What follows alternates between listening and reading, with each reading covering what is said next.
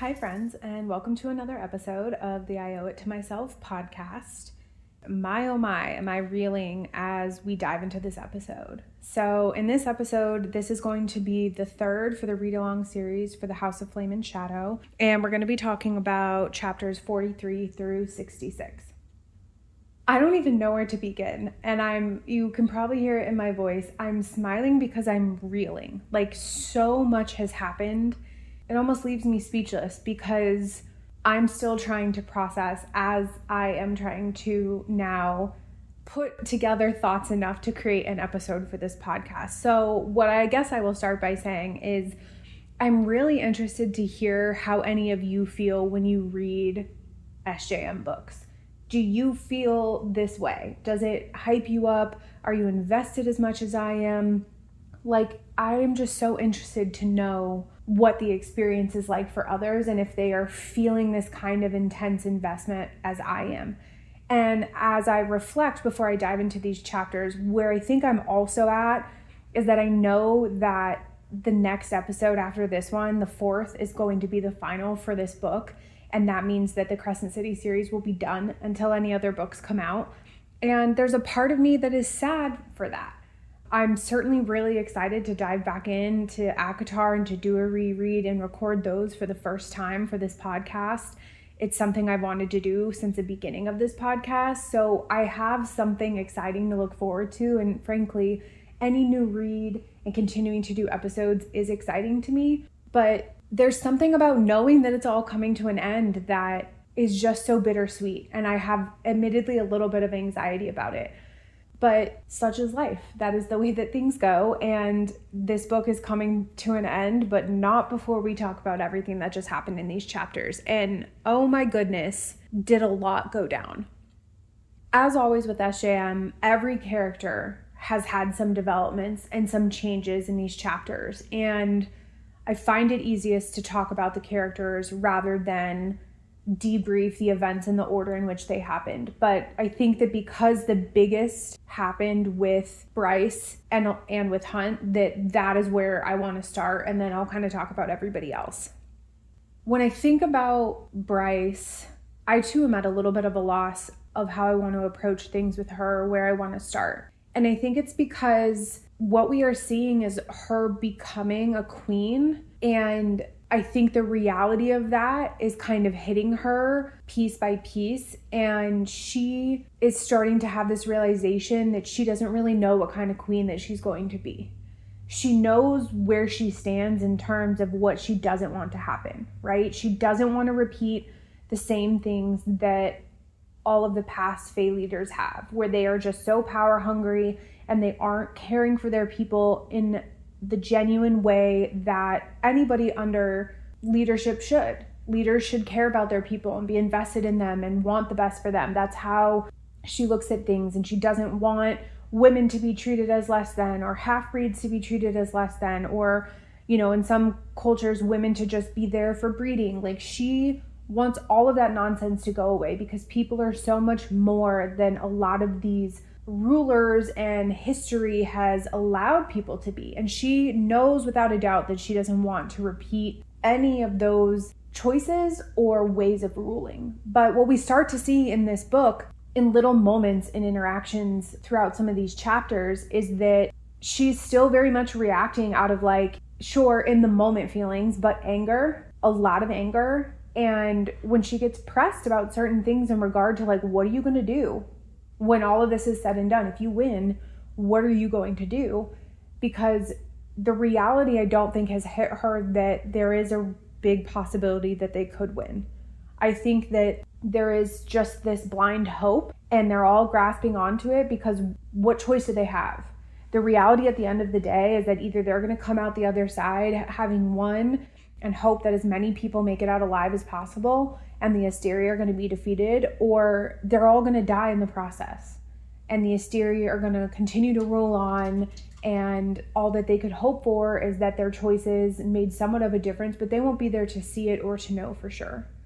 It's fair, on one hand, that she hasn't taken a second to really think about what kind of leader that she would be, because why would she? And also, she never, I don't think it has really dawned on her that she could potentially be the queen of like all of Midgard, and that she could be the one to rule it all. I think that she just kind of always thought that maybe some people would look at me in some kind of way, or I would have power to make a difference. But when you think about the fact that you have like the River Queen and you have the Ocean Queen and you have some of these other entities of people who have power and command respect, I don't think that she thought about being somebody like beyond that in a bigger way.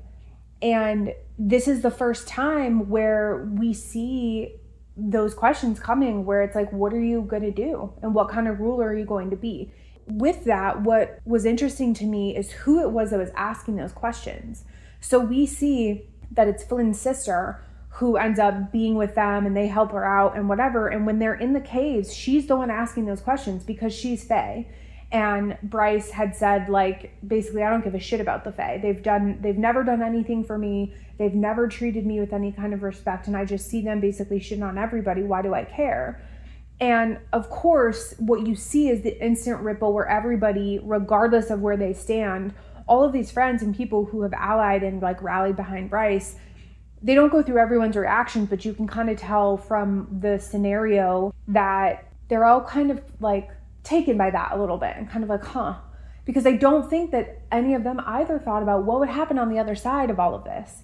And so what was interesting was not only that it was Flynn's sister who was asking these questions, to the point where Bryce like got irritated and kind of shut it down, which again is fair, because it's like, hey, we're in these tunnels trying to figure out how to save the world and like get ourselves out of this shitty situation. I can't have this conversation with you right now. But it still is a fair line of questioning. But to some degree, I understood the response that Bryce had. But on the other side of that, the other person who chimed in was Baxian. And I really liked that, where he was like, look, like, Danica was fighting for this as much as you are. And I think that her decisions with the horn was because she knew that you could handle it, and that when you figured it out, that like you would step up.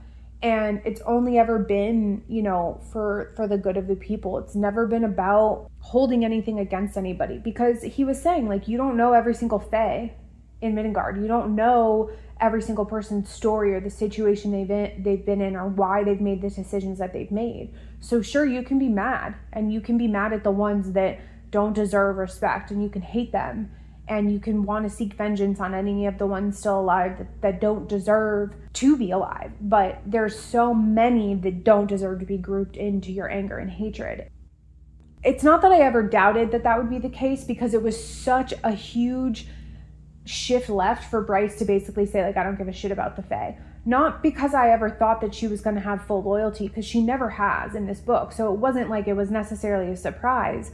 But in the circumstances of when she said it, and when you're realizing that she's just coming into more and more power, you're like, well, this is the makings of how people got here in the first place. The hatred and just the blind disgust for a certain group of people is really kind of what but what has fueled a lot of how past people have led.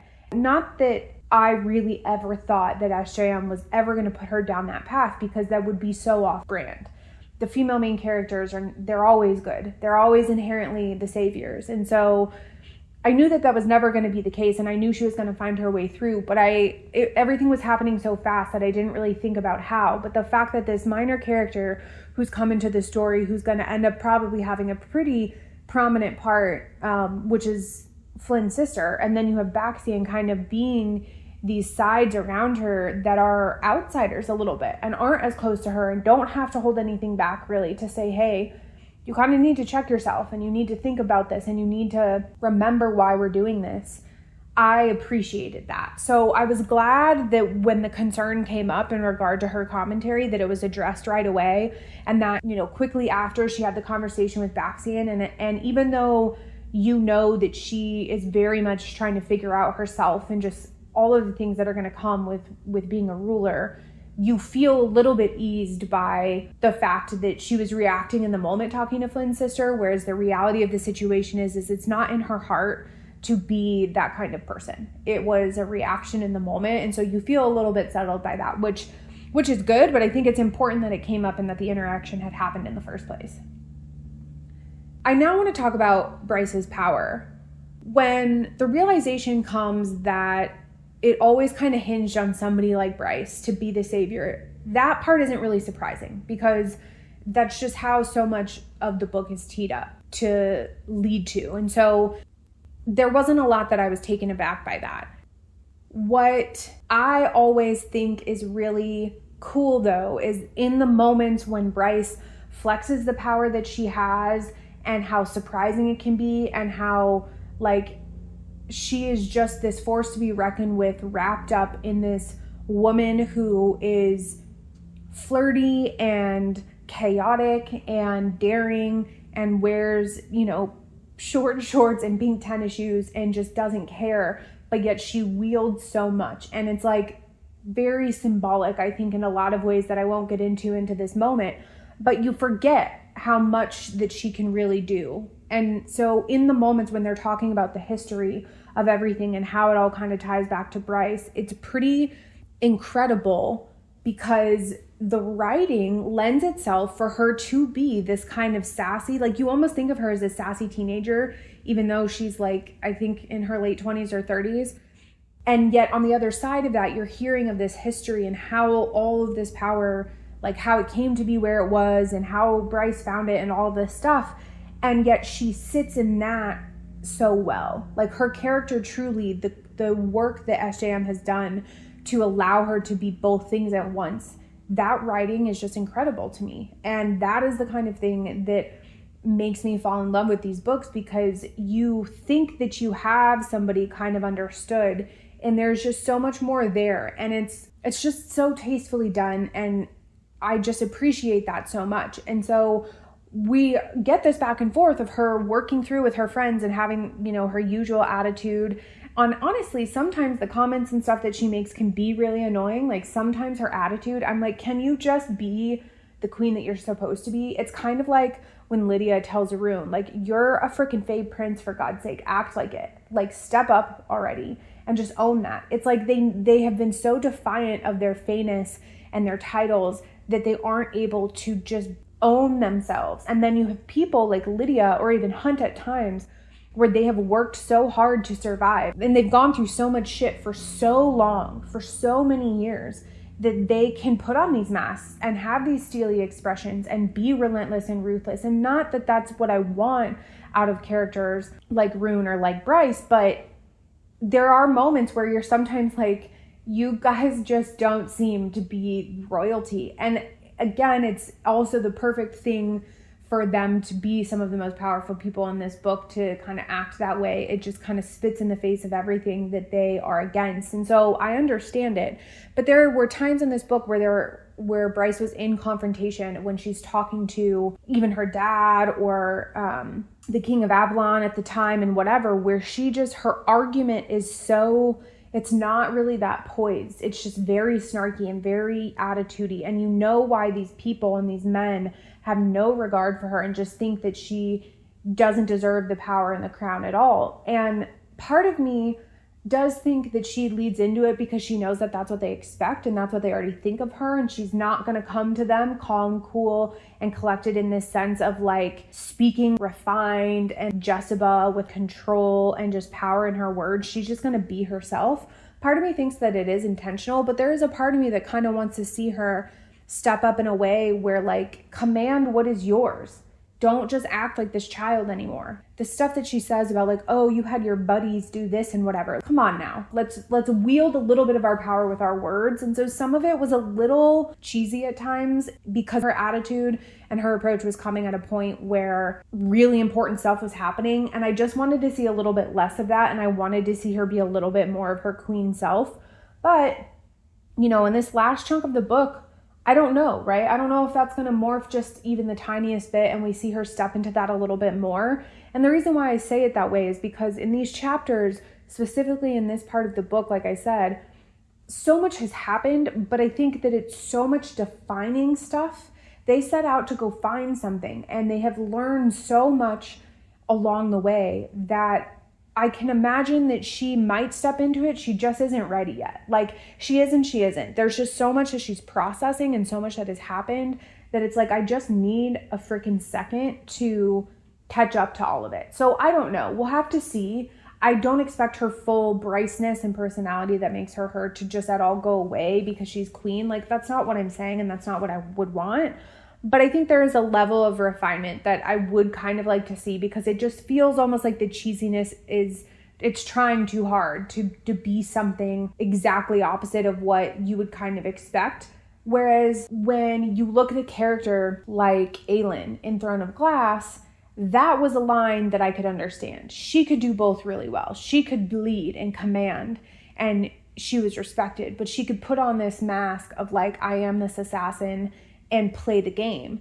And Bryce kind of does that, but she more so is just herself the whole way through, which again is fine, but there is a little bit of like that mask of like, just put a little bit of the queen mask on, put a little bit of this front on that you really understand what's happening and the power that you wield. So I don't know, right? We'll have to see how she evolves. But I say that because some of the conversations when she was talking with the king of Avalon and whatever, I just was like, this is a little cheesy. It's a little too much of you trying to just be your kind of flighty, chaotic young self that like I could do with a little bit less. But, you know, it was just something that I had observed in my reading at time when I was obviously very invested and there was a lot of really intense things going on. I say all of that to say that even despite how much Bryce is her Bryce self, we knew that she was going to be like this savior. We knew that this power was coming. We knew that her role in what was all going on was going to be very epic and very meaningful to this story. And so it doesn't surprise me that she has ended up being very, very central to taking down the Astarion, to getting the kind of power that she has. With that, I'm not really surprised how the adventure in the caves went. I'm not surprised that her starlight led her to where she needed to be. It was basically a very similar reenactment to what had happened when she was with Nesta and Azriel. And she says that, like, this is the kind of experience that I had when I was with them, and I'm trusting that that's the case now. And it was. You get another sarcophagus, you go below that to get more power. Like, it was very, very much the same. And I don't say that to be like fleeting about it. It makes sense to me. So I don't feel like I need to spend a lot going into all of that. But I think that it was cool that when she finally took the power and she stuck the knife and the sword into the ground and claimed it from the earth, that everything about Avalon was revived, and that it wasn't just like, yep, everything got better. You got some description about it.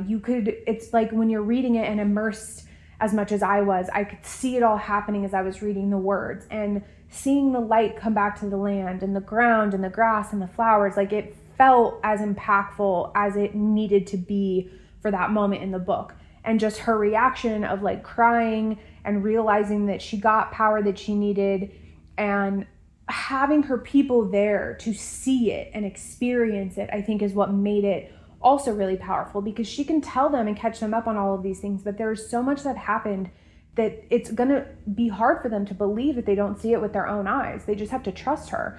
But they saw it firsthand. I mean, you had Hunt there, you had Baxi in there, you had Rune, Lydia, you had Therion, you had his new wife, which is Flynn's sister. Flynn and Deck were there. Like, everybody was there except for Ethan and, you know, a few other people who come into play later.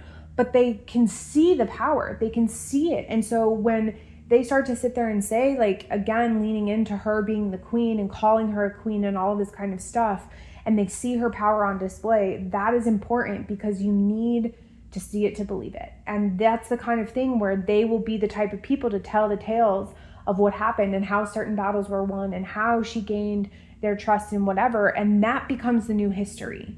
When they, you know, inevitably come out the other side of all of this, as I believe that they will, and you think about all of the years to come that will branch off of all of these people who are part of this historic moment, those are the kinds of stories that they're going to tell. And so it's important that they're there firsthand, and I think it's really cool that they were. One quick comment that I want to say is I have no doubt that the mic is probably picking it up, but there's a lot of activity outside of my place because it is Pride weekend, and I live in an area in a neighborhood where things are very, very active. I'm recording this earlier in the day when a lot of that is happening. So if this mic picks it up, I don't know that I'm going to be able to edit a lot of it out, and it might be subtle and you might not hear it, but I can hear it pretty well. and I would not be surprised if the mic picks it up. So if you're hearing anything in the background, just know that people are living their best lives in joy today, and I am not skilled enough of an editor to try to deal with that in a recording, so we're just going to run with it. Anyway, to round that out, I think that it's great that Bryce was able to do some really intense stuff and to have people there to witness it. I think that that's really important to her stepping into power and to the history that they will inevitably spread over time. The other thing that I want to say is when I tell you the scream I screamed when I realized that it was, you can hear the horns right when I'm about to make this point, which is, I guess, appropriate because it is so epic. When I tell you how excited I was when Rune was the one who freaking lodged that sword through his dad's chest, I couldn't have been more overjoyed. Because you're in this moment thinking that Bryce has enough power to take on the King of Avalon and her dad, and she's doing good for a minute. And even like Baxian was like, Hunt, help her. And he's like, she can handle it. And he knew that she could. And obviously if that wasn't going to be the case, he was going to step in. But I think a big part of him knew that like it wasn't his fight in that moment, but he obviously wouldn't have let her die or anything like that. But it all was happening so fast. In the back of my mind, I was remembering that we had been getting the perspective of Rune and Lydia for a couple of different chapters, and we knew that they were coming for them in the caves. And so I knew that he was going to come into play. I knew that at some point he was probably going to help and he was going to be there and be a part of saving them. But that was so epic. And honestly, as much as I wanted Bryce to be the one to kill her dad, it really was so gratifying that it was Rune, because he was the one who faced his wrath. He was the one who stayed around and lived with his dad. Bryce has dealt with a lot of shit from him, but he never had to be actually parented by him. And so for Rune to be the one to stab him in the chest and fucking decapitate him, excuse my language, but it was so epic and it was exactly what needed to happen. And the fact that when he was dying, that Rune used his mind power to tell everyone in the room, but especially his father, like, I lied about what, you know, the prophecy was for me or what the seer said about my life. Like, I always thought that I was going to die and that's why the lineage wasn't going to continue. But it's you jerks who are going to be the ones that I play a part in taking down. And when she was saying that, like, the lines weren't going to continue, it wasn't going to be because I was going to die. It's because I'm going to live, but I'm going to take all of you out. And your lineage isn't going to continue. And your reign in terms of how you see the world and the way that you treat people ends here, and it ends now. And the fact that he could tell him that, and that he cut his dad off from talking back in his mind and was like, no, this is what it is, and I'm telling you, and you're done, and cut his head off. Epic. Epic, epic. And Rune needed that. I think that was the thing that he needed to bring him back to life. A little bit about Lydia, which I'll talk about in a second, but he needed that to just really hammer home, like, stepping into himself and being like, I'm ready. I'm ready, right? I went through all of this torture. I was just in the thick of it, and I need things to lift me out of that. This is part of that. He was able to close that wound and to shut that door and to be done and to realize he never, ever has to deal with him again or be anything like him. And that is the first step into being better and to really stepping into who he is. And so I was really, really stoked to see that. And I'm glad that that went down. And then, of course, what's so poetic about all of it is that when Bryce then sticks the knife and the sword in the stone and all the, you know, things come to life and the land comes back to life and everything like that, they're raised up in the earth and everything else crumbles around them. So you know that now these bodies are buried under the earth. And it's like, that's how it should be. You need to be buried there forever in the place where you once thought that you were something. And you are not that anymore. And you can't ever be that anymore. And it's a new time and it's a new world. Like, everything about it is so symbolic in the best way. So I really like to see all of that. And I was really glad with the way that all of that went down. Now, the other piece that I want to talk about before I kind of get to some of the other characters is Hunt. A lot went down with Hunt. And I am so glad that before we get into the rest and the final part of this book, that we finally understand Hunt's story. What I also think is really cool is that when they found this black salt and they knew that it was to be able to correspond with hell, there's a part of me that kind of like these demon princes. Like, there's a part of me that does see them as allies. I mean, they're jerks for sure, and they're definitely not good by any means, but there's a part of me that just kind of likes this relationship that they have with them. And so I was glad to see them come into play and finally to get answers. And so realizing that Hunt isn't the product of any one man necessarily, but that he essentially was like an experiment from two of the demon princes that an angel had figured out, and that this angel and his mom, who is also an angel, came together to kind of bring this experiment to life.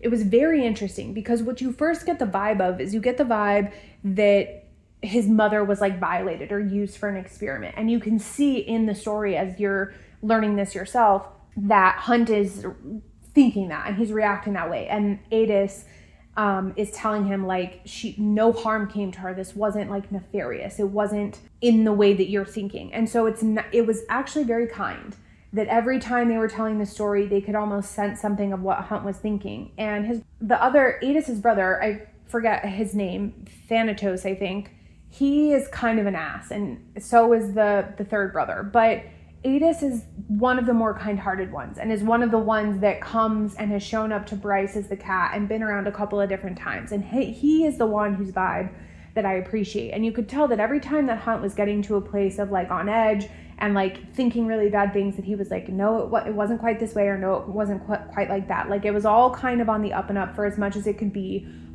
even giving the circumstance that we're telling you that you were like an experiment, right? And so even the fact that he said like the man who technically ran the experiment and impregnated your mother, he was a good man.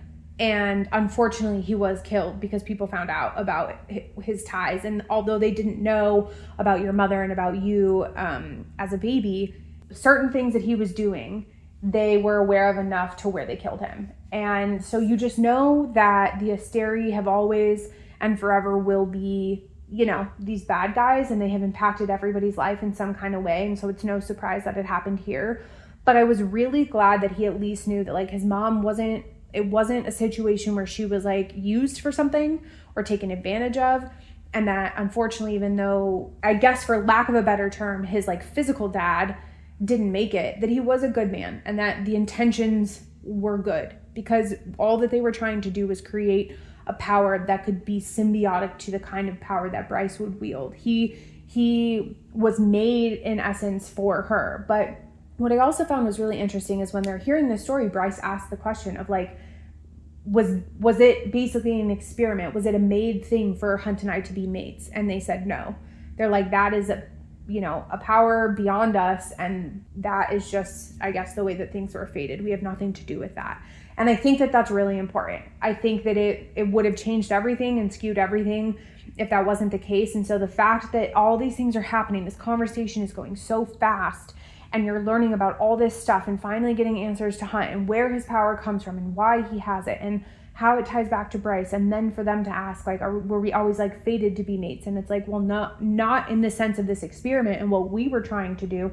It's just coincidence that all of that happened. It's like, okay, kind of thank God that was the case, because it leaves something a little bit more pure for them. They found each other in the way that they were supposed to, and that matters to me, and I think into the way that they view each other and their story. So we come away from a lot of these conversations I've talked about here in the last few minutes just really solidifying all of what happened with Bryce's heritage and where the power comes from, and that she was, now she is kind of on this mission to find that third power, which is what she does in the cave after this conversation is over and after she her dad gets killed and whatnot. And then you figure out all of what is Hunt's backstory, and you get to this place where you feel like you have the knowledge that you need to press forward. And I think that that's important. I was hoping it would be that way. Again, I feel like there's a little bit of this kind of blueprint that SJM follows, and I'm glad that that's what has ended up happening, because I want them to be kind of steady and prepared to go into what is going to be the biggest battle of their lives. And also because even if more is to come, right? Even if we get more Crescent City books, or they finally do a crossover with ACOTAR in a bigger way or whatever, I needed them to be steady going into this, because we knew that this was going to be kind of the final situation with the Asteri. So I'm glad with the way that all of that kind of went down and where they came out from all of that. The other piece that I'll say about all of this kind of interaction, and especially while they're in the cave, is also to the fact that for a minute there, you think that the King of Avalon is going to live, even though Bryce is like, I'm claiming this place. And he's like, you will never be good enough to rule. And she just is hammering home to him, like, I am your judge and your jury and I'm your executioner. And she freaking kills him too. Like, there was a moment where I was like, are they going to just keep him and let him rot away in a cell and whatever? And I think that there was a brief moment where she would have, but the more that he kept opening his mouth and being defiant, even though he's like, I yield, she's like, it doesn't matter. And I'm just glad, because that's one of those things where he would have been a loose end. He would have been a string left floating around that was going to be tugged in some future point that would have become a problem. And I'm just glad to not have that. I feel like the board is cleared. The people who don't need to be in our way so we can go deal with the people who are really in our way, the board is freaking cleared. And so just all of the way that went down is so satisfying in the biggest way. And I feel like you'll only understand this if you've read SJM before, but there have been times where you get close to that. It's like not every box is checked, not every person is out of the way, but a good amount of them are before you continue on with certain things. And I just feel like everybody is cleared, and I'm really good with that, and I feel good about that. As I think about where I want to take this conversation next, I want to talk a little bit about the family situation. Once the dust has cleared and they come out of all of this fog that they've been in of trying to be on this mission, the reality of the rest of the real world is hitting them, because they are realizing that their home has been attacked, and the Asteri are knocking at the door, and they've already killed a ton of people. And so it's kind of this rude awakening where it's like, we have already been through hell and back here. We've been going through so much here and on this ship and Bryce world hopping and whatever. But everything else didn't just wait for us to catch up. They are trying to draw us out, and they are wreaking havoc at home. And it's really a sad reality. It's a really, really sharp slap in the face for them to kind of come down from feeling like they're making strides. They killed these two guys. They got the power. The land in Avalon is beautiful and restored. And then it's like, oh, hey, but yeah, our home is like destroyed. But that is the fuel to the fire, even more to light them to go into this battle with just guns ablazing. And so, of course, it's crappy. But in that moment, you kind of get this quick checklist of everybody where it's like their boyfriends, their moms, their dads, whatever. Everybody's going to come to Avalon and be safe. The reason why I wanted to comment that really quickly is because there has been a moment, even before I picked up and started reading again at chapter 43, where I was thinking to myself the other day, where the hell is Juniper? And where's Fury? Like, what are they doing? Where are they? Are they not concerned? And I think especially the reason why is because I know that Juniper doesn't have a big part to play in terms of being battle friendly or having power, but where is Fury? Fury is the mystery of all mysteries, and we still don't have any idea of what kind of power that she has or how she's going to come into play. But I feel like she is nowhere to be seen, and I don't understand it.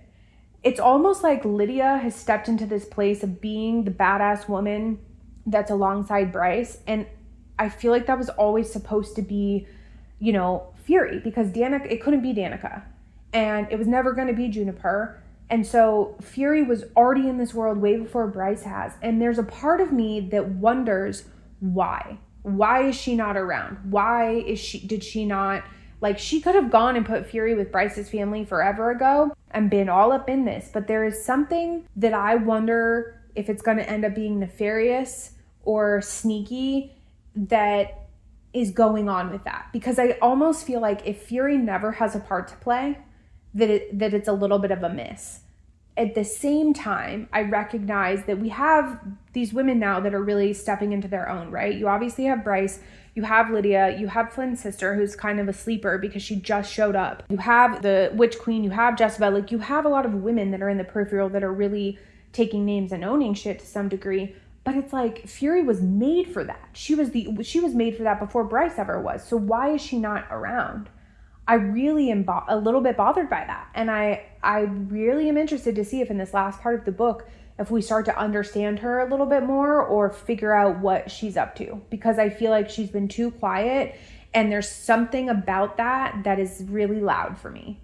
And it came back to my mind when this moment was happening where they were like, oh, we got cell service, and they check in.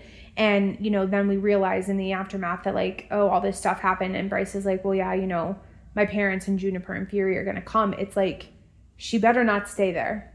Fury better make sure that everybody's safe and get as many people there as possible. And then she better come and help you fight, because there's just something about her not being in this that feels off to me. So I'm very interested to see what happens with that. The other thing that I want to say before I really specifically talk about any of the other characters is Sophie. When I read the part where Ethan finally was getting his moment to bring back the Fender heir, and of course it goes south. Not really shocked by that. But when Hypoxia says we could use a Thunderbird, and they have the conversation and Ethan's like, yeah, let's go get her body and we're going to raise her. I was like, you've got to be kidding me. Because the one thing I've said this whole time is that I think it's just gross. The whole necromancy thing is not good. And that's evidence is what happened with the Fender heir. It should not happen. It's unnatural. And I was worried that the Asteri were already doing that and already trying to raise people. And so when they come finally to Avalon and they're like, well, her body's buried under the castle probably, so who knows if it's even intact. And that being said, like, you're kind of shit out of luck. I had two reactions to it. The immediate one was relief. I was like, thank God. They shouldn't do this. Ethan is just blinded by his grief, and for whatever reason, freaking Jessica is letting him go along with this. And Hypoxia doesn't really have a choice now because she pledged her loyalty to House of Flame and Shadow. So because Jessica has power in House of Flame and Shadow, she kind of has to do what Jessica says. And so it's like, why are you letting this broken kid do these stupid things over and over again? And now I know that they're trying to get the Thunderbird power to fix the wrong that just happened, because freaking the Fender heir is now a Reaper. But it's just like, just stop. Like, it just needs to stop. And so when it was like, well, who knows if her body is intact anymore? It's under all the rubble. Part of me instantly was like, thank God. And I'm kind of glad that that was it. But again, me knowing SJM, the fact that it was that easy and that it was that quick and it was just like, nope, she's not available. There's something about that makes me wonder if he never had it in the first place. Because if the King of Avalon knew that everybody was there and Jessica comes and knock in and more of Bryce's people are going to show up, he's going to be like, sure, come and take the body, because he'll have all of them there. If he had wiped out all of them somehow, so many of their problems would have gone away. So it's like, of course, I'll just take more of you into this land that I can control, and I'm going to keep you all here and I'm going to kill you all. Of course, it would have been a no-brainer for him. It wasn't coincidence that he allowed them to come at the time that everybody else was already there. They didn't know that. They were on this whole other mission. And so he was probably like, oh, this is my lucky day. Everyone's going to be here and I can just kill them all in one fell swoop. So of course he would have allowed that to happen, but he might have not had the body, even though he's like, well, yeah, Cormac, my son, wanted the body here and I just left it there and hadn't done anything with it. There's a part of me that makes me wonder if the Asteri already has it and if they're the ones that are still going to try to necromancer her because of the power. I don't know, but it just feels too easy that it's like, nope, she's under all that rubble and we're just going to let it lie. And that's just going to be her final resting place. There's something that doesn't sit right about it. So I hope that it was that easy and that it's just done and over, but I'm logging that nugget away because I'm not sure that it's going to be that simple. The last thing that I'll say about some of the overarching story is I'm glad that this is how the Witch Queen and Ethan get back with everybody else. I'm glad that it was when this place was beautiful again. I'm glad that it wasn't in the midst of chaos or struggle. They had their moment to catch up. And again, we get this quickness of it. He tells his story, Bryce tells her story, everyone's on the same page, and we don't have to spend a lot of time figuring out what has happened for everybody, asking a lot of questions, having a lot of back and forth. It's in quick succession in these pages that everybody gets caught up. And I said that in a prior episode, but I appreciate that, and I'm glad that that was applied again here. But that will then lead me into where I'm at with Ethan, who's going to be one of the first characters that I talk about here as we kind of get towards the end of my thoughts with what I've read. Ethan is so broken. And I've talked about him in past episodes and his struggle and how it just feels like he's lost. But even as I rounded out chapter 66 and I got to the end of it, you can just, the way that it's written, it's from his perspective where he's sitting there and he's saying, I understand that in this moment, I have to put aside the fact that I want to help the Fender Wolf, who's now a freaking Reaper, who I was trying to do something good for and I ended up making it 10 times worse, which it's like, duh. Of course that's what happened because anyone else could have seen it from a mile away. Why you didn't or why anyone else let you do this is beyond me. But it was never going to go any other way, unfortunately for Ethan.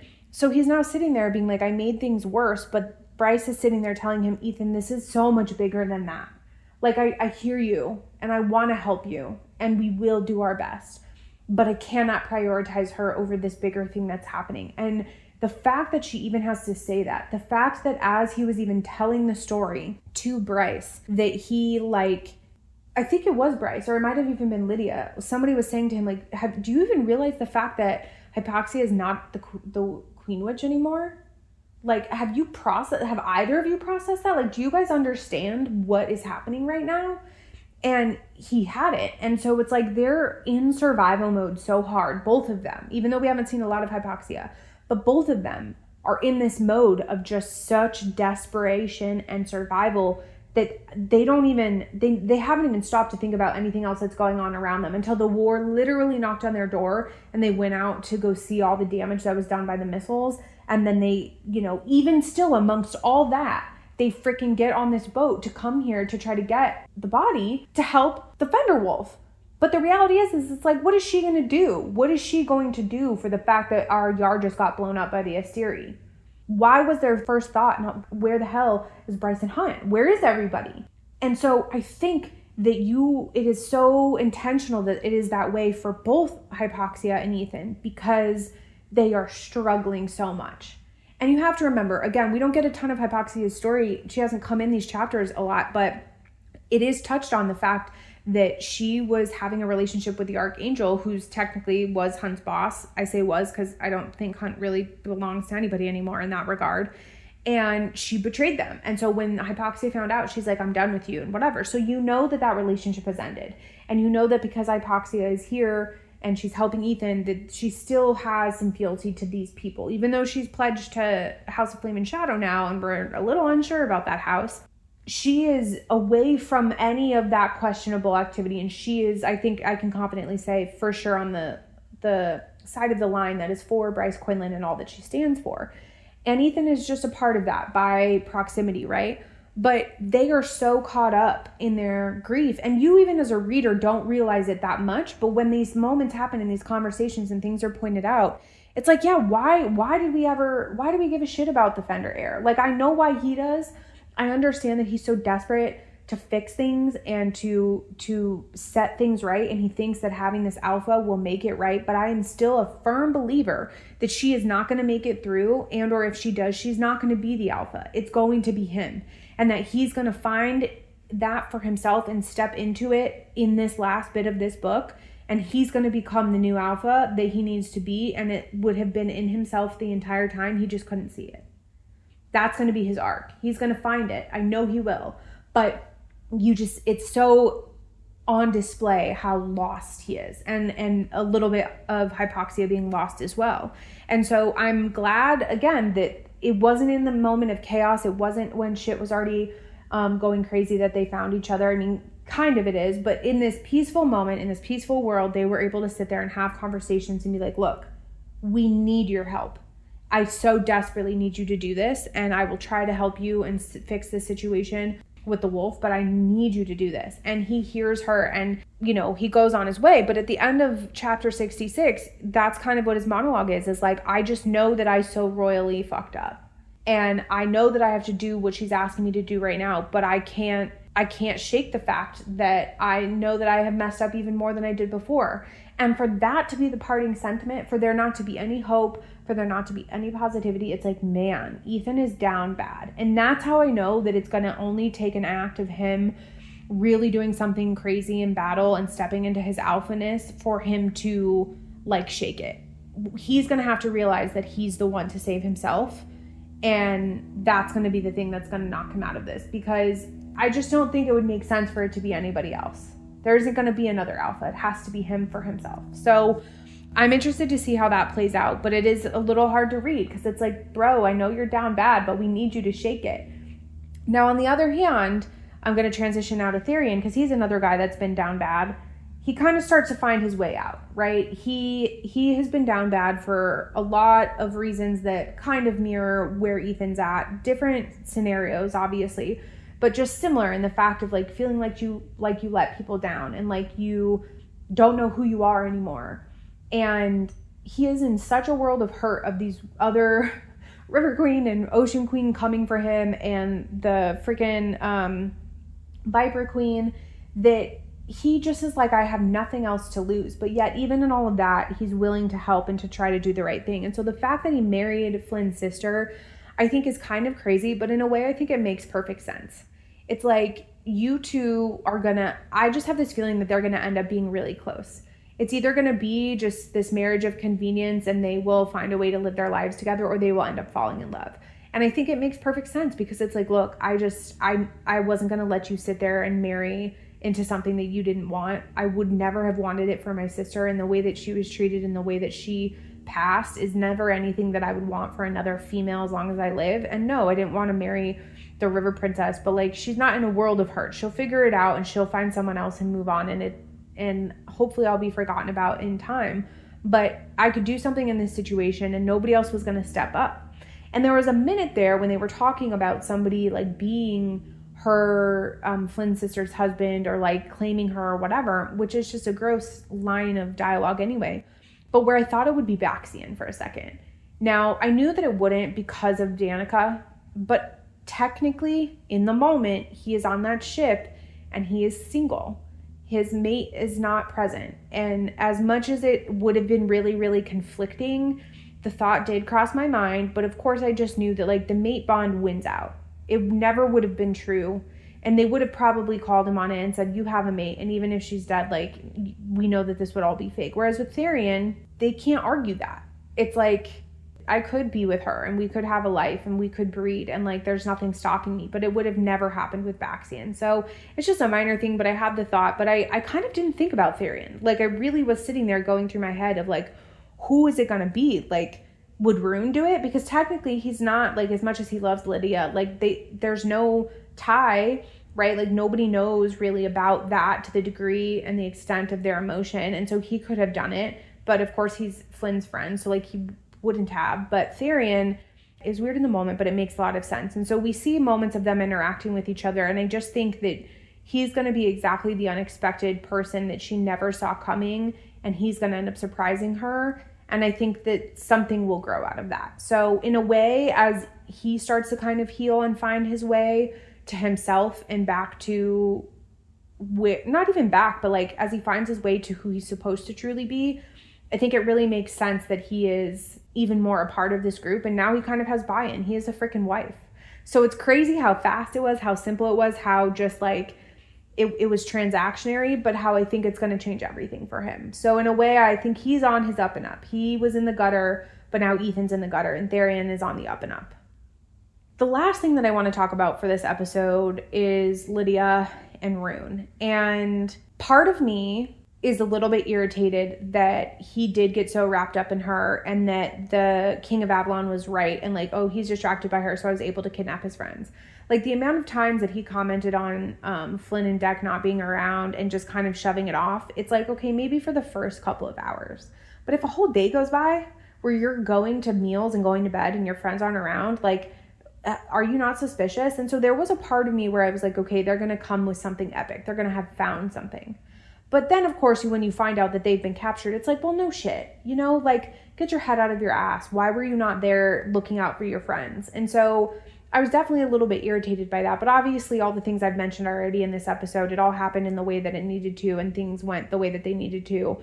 And so he was like, they saved me, now I have to go save them. And so it's like, okay, tit for tat, I guess. But I was a little bit like, really? But the part about it that is completely, forgiven is the fact of what we get with Lydia and Rune. And I just think that their love connection is something that I am surprised by, not in terms of the characters coming together, but how much I enjoy it. There is such a hesitation between the two, right? And such this forbiddenness that was far more prevalent. It was never that way with really Hunt and Bryce. Like, it always felt like they were a little bit more on this even playing field, but Rune and Lydia couldn't be more opposite, right? They couldn't, there's so many similarities, but really when you were thinking about her as being this evil person and him being this Fae prince, there was nothing in the world that could have ever brought them together. And so of course there's so much more than that.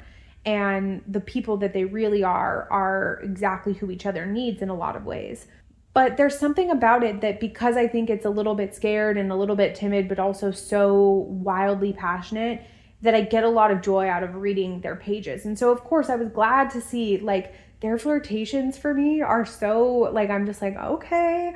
Like, it's just this kind of spice and care and intensity and affection that I feel like I sometimes get that with Bryce and Hunt, but even when they're talking about their intimate moments, it just doesn't really hit the same for me. And there was something that I'm getting that out of Rune and Lydia, but I didn't expect to. And so I'm pleasantly surprised by that. And so, of course, you know, it's hard to look at that and then realize that everyone else is in danger and that they're basically canoodling away in a bed. But it's like, hey, get it together and go help. And he did in the biggest way, of course. But it is just kind of funny how you have the juxtaposition of all of that happening at the same time. But yeah, I'm a little bit surprised by them, but I'm glad to see it happening because they're both healing, right? Everybody is finding a little bit more of themselves as they go through this process. The only outliers now is really Ethan and Hypoxia, because their worlds have been turned upside down and we don't know where they're going to end up. But everybody else has kind of been finding their way through to the people they want to be and where they belong. And so I'm glad that Lydia and Rune have broken through this weird, we're walking on eggshells, I don't know what to say to you vibe, and are fine. And he just finally was like, you are it for me. You're my everything. You're my day. And it's never going to be any other way. And like, when you're ready, I'm here. And like, just, you have all of me. And it's like, thank God, like, thankfully you just said it and it's out there now and we can move on and just get through this horror that we're going to have to get through in this war and go kick ass and take names. So I say all of these things and I've shared all of my thoughts because when I go back to what I said earlier about how it's an even playing field, everybody is kind of on steady ground for the most part. And we just need to march forward and go kick butt. That's what I mean.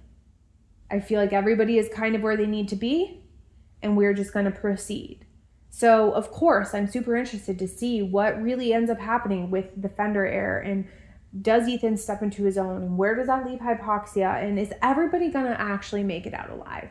Because we have a lot of characters and not everybody has made it out alive in past books of SJMs with this many characters. But I'm hopeful. I'm hopeful that everybody makes it through. I would be sad if anybody didn't. I really like all of these characters for different reasons and I'm invested for different reasons. So I hope that they all make it through. You know, with that, the last thing I'll say is I'm kind of glad that we have a reprieve, because I've mentioned this in other books and even other episodes, like The Ashes and the Star-Cursed King that I just finished. There are moments in that where they have these pauses when they're in the middle of battle to go and heal and whatever, and I'm not used to that because books like SJMs, you're just in the thick of it for so long and it just keeps going and going and one thing after the next after the next. And I think that this last, quarter of this book is certainly going to be that. It's going to be a hell of a lot of chapters to get through of just intensity. I know it is, but I'm glad that they were able to get through this situation with finding this power and have just a second, even though it's not joyful, even though they know their homes are destroyed, even though they know that they weren't able to save all of the humans before the Asteri struck.